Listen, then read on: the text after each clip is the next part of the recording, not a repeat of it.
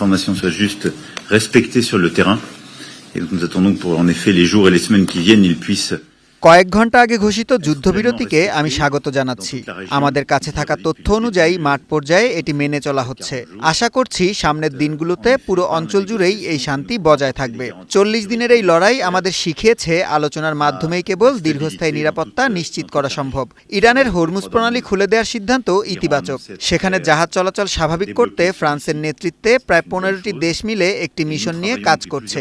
লেবাননকেও এই যুদ্ধবিরতির আওতায় আনা হয়েছে, যা অত্যন্ত জরুরি ছিল, কারণ সেখানে হামলা থামলেও পরিস্থিতি এখনো বেশ জটিল।